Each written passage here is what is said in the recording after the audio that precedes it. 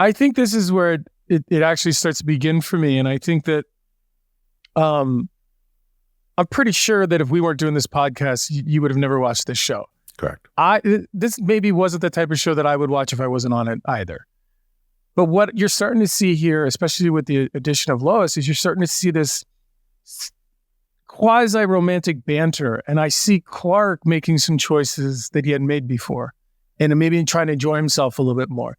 So that's what I kind of get out of this entire episode. And even the next one, I think even when what we just missed when he says you have to go to Smallville High, if you look at Clark standing behind Lois, how he drops his head, like that's not written. And for me to watch that, I'm like, oh, that was a choice I made. And it actually is funny. Like the whole romantic comedy sort of side is beginning.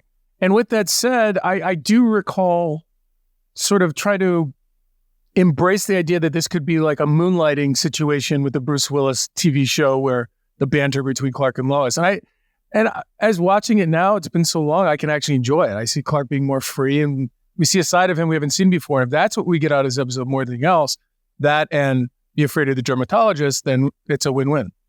All right. Hey, that's positive stuff. Also inside the school, we see Abby strutting the halls, getting catcalled by the football team. She chats with Clark, who hardly recognizes the new Abigail. Clark leaves to go talk with Lois and Chloe, who are debating the ethics of a 17-year-old going under the knife for adoration from her teenage peers. Later, we see Lana walking down the halls and into the coach's office where she finds the new hire at Smallville, her boyfriend, Jason. Their makeout sesh gets interrupted when Clark walks in to chat it up with the new coach and ask for a tryout. I think that if a male teacher or whatever, female teacher, made out with a student, they would get immediately kicked out of school. Now, I think even then.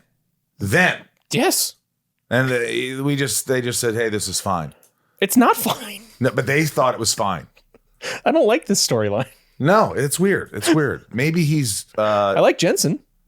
And I like Kristen. Yeah, it's odd. Yeah.